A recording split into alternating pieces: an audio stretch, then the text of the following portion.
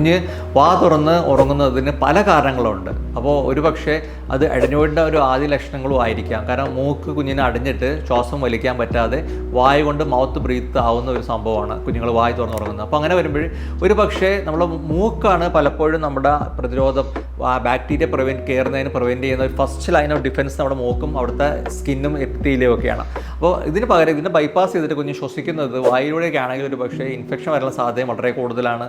അതുകൂടാതെ തന്നെ ഈ വാ തുറന്നുറങ്ങുന്ന കുട്ടികൾ നമ്മൾ ശ്രദ്ധിക്കുകയാണെങ്കിൽ ഒരു പക്ഷേ അവരെ ചുണ്ട് പൊന്തിയിരിക്കും, മേൽ ചുണ്ടും. അതുകൂടാതെ തന്നെ ഒരു പല്ല് പൊന്തി വരാനുള്ള സാധ്യത വളരെ കൂടുതലാണ്. അതുകൂടാതെ രാത്രിയിൽ ഒരു പക്ഷേ ഇങ്ങനെ ഉറങ്ങുന്ന കുട്ടികൾക്ക് ഒരു പക്ഷേ ഡീപ്പ് സ്ലീപ്പിലേക്ക് പോകാനുള്ള സാധ്യത വളരെ കുറവാണ്. അപ്പോൾ ചില കുട്ടികൾ കൂർക്കം വലിക്കാറുണ്ട്, ഇടയ്ക്കിടയ്ക്ക് ഉറക്കുന്ന എഴുന്നേക്കാറുണ്ട്. ഇനി അഡിനോയിഡിൻ്റെ ഇത് വലിപ്പം ഒത്തിരി കൂടുതലാണെങ്കിൽ ഒരു പക്ഷേ കുഞ്ഞ് രാത്രി ഉറങ്ങാൻ പേടിക്കാറുണ്ട്. പലപ്പോഴും ഉറക്കത്തിലേക്ക് പോകുമ്പോൾ അതിന് ശ്വാസം മുട്ടിയിട്ട് ഉറങ്ങാനുള്ളൊരു ഭയം കുഞ്ഞുങ്ങൾക്ക് കാണാറുണ്ട്. അപ്പോൾ അതുകൊണ്ട് ആ കുഞ്ഞുങ്ങളെയൊക്കെ നിങ്ങളൊന്ന് വേണമെന്ന് കമത്തി കിടത്തി നോക്കൂ, അല്ലെങ്കിൽ കുഞ്ഞിനെ ഒന്ന് കഴുത്ത് എക്സ്റ്റെൻഡ് ചെയ്തിട്ട് കഴുത്തി നോക്കൂ, കുഞ്ഞിനെ ഉറങ്ങാൻ പറ്റും വളരെ എളുപ്പമായിട്ട്. അപ്പോൾ ഇതിന് മനസ്സിലാക്കാൻ കുഞ്ഞിന് മൂക്കിനകത്ത് അഡിനോയിഡ് എന്തോ തടസ്സമുണ്ട്, അതിൽ ടോൺസിലും വലിപ്പം കൂടിയിട്ട് തടസ്സമുണ്ട് ശ്വാസം എടുക്കാൻ. അപ്പോൾ അതുകൊണ്ട് ഇങ്ങനത്തെ കുട്ടികളിൽ പ്രശ്നങ്ങളുണ്ടെങ്കിൽ അത് കണ്ടുപിടിച്ചിട്ട് എന്തുകൊണ്ട് കുഞ്ഞ് വാ തുറന്ന് ഉറങ്ങുന്നു എന്നുള്ളത് കണ്ടുപിടിച്ചത് ചികിത്സിക്കുന്നത് എപ്പോഴും നല്ലതായിരിക്കും.